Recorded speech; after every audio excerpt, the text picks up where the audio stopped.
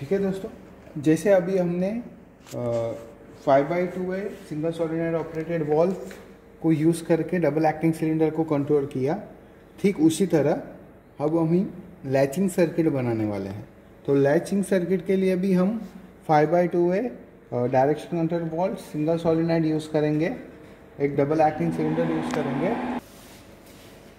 उसके बाद power supply, 2 switch use करेंगे, पुश बटन और रिले यूज़ करने वाले हैं। तो पहले तो न्यूमेटिक कनेक्शन कर लेते हैं। सिंपल न्यूमेटिक कनेक्शन हमारा इसमें भी है। जैसे पावर सप्लाई लेना है, पावर सप्लाई की सप्लाई आपका 5/2 वॉल्व के पावर पोर्ट में जाएगा। जो ए है वो पोर्ट पिस्टन डिटेक्ट रहना चाहिए, इसलिए रॉड साइड में, और जो भी बी वर्किंग पोर्ट है सोलेनोइड ऑपरेट होने के बाद पिस्टन एडवांस होना चाहिए, इसलिए पिस्टन सर्किट। लैचिंग सर्किट में क्या काम होगा, तो जैसे मैं पुश बटन प्रेस करूंगा आपका पिस्टन एडवांस होगा लेकिन रिटर्न नहीं आएगा। सोलेनोइड डिसएंगेज होने के बाद भी पिस्टन एनर्जाइज रहेगा। जैसे पुश बटन छोड़ दूंगा तो भी सोलेनोइड एनर्जाइज रहेगा और पिस्टन एडवांस ही रहेगा। कब तक एडवांस रहेगा, जब तक मैं दूसरा पुश बटन प्रेस नहीं करता। तो उसके लिए मुझे आपको क्या करना पड़ेगा, मुझे यहाँ पे एक इलेक्ट्रिक कनेक्शन ऐसे बनाना पड़ेगा कि सब जैसे ही पुश बटन प्रेस करूँगा तो भी इनपुट सप्लाई ऑन रहना चाहिए, और जब दूसरा पुश बटन प्रेस करने के बाद वो सप्लाई ब्रेक होना चाहिए। तो उसके लिए मुझे एक इलेक्ट्रिक कनेक्शन बनाना पड़ेगा, इलेक्ट्रिक सर्किट बनाना पड़ेगा। तो ये ध्यान से देखो दोस्तों कैसे मैं इलेक्ट्रिक सर्किट बना रहा हूँ। तो पहले तो पावर सप्लाई 24 वोल्ट, उससे जाएगा पुश बटन के इनपुट को। उसके बाद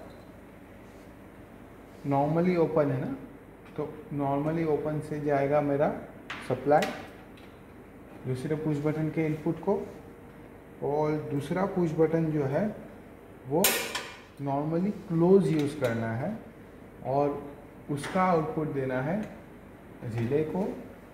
और जो रिले है उसको क्या करना है, ग्राउंड करना है।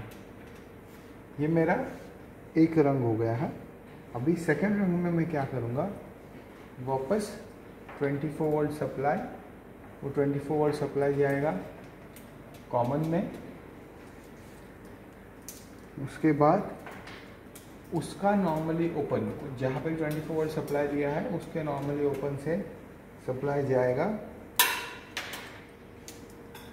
सोलेनोइड बॉल के इनपुट को, और सोलेनोइड बॉल का जो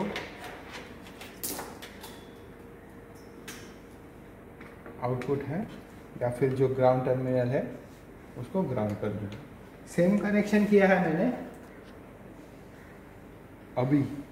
ये तो सेम कनेक्शन हो गया डबल एक्टिंग सिलेंडर 5/2 वॉल्व को कंस्ट्रक्ट करने में। लेकिन अभी लैचिंग कैसे करना है, तो लैच करने के लिए क्या करना पड़ेगा, हमें जस्ट एडिशनल 24 वोल्ट का सप्लाई लेना पड़ेगा, और वो जो रिले यूज़ किया है उसी रिले के और एक कॉमन टर्मिनल को यूज़ करना पड़ेगा, और उसका जो आउटपुट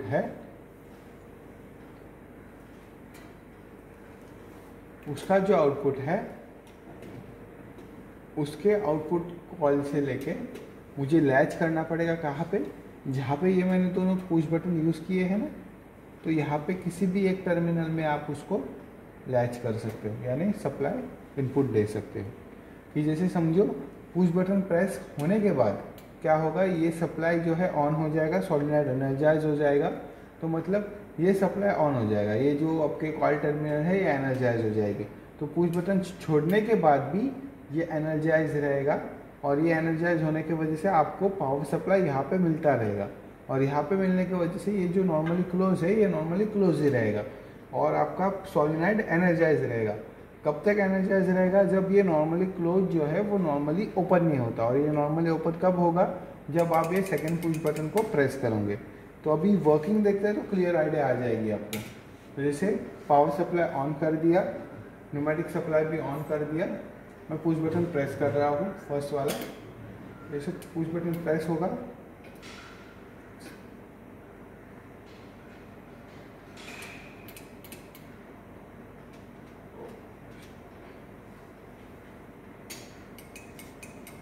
ठीक है। तो दोस्तों जैसे मैं एक पुश बटन प्रेस करता हूँ, पिस्टन एडवांस हो जाएगा, लेकिन एडवांस हो गया तो वो एडवांस ही रहेगा, क्योंकि सप्लाई कहाँ से आ रहा है, तो सप्लाई दोस्तों देखो यहाँ से आ रहा है, यहाँ से एनर्जाइज हो रहा है। जैसे ही समझो अगर ये टर्मिनल मैंने बीच में से ही निकाल दिया, पिस्टन खुद ब खुद पीछे आ जाएगा।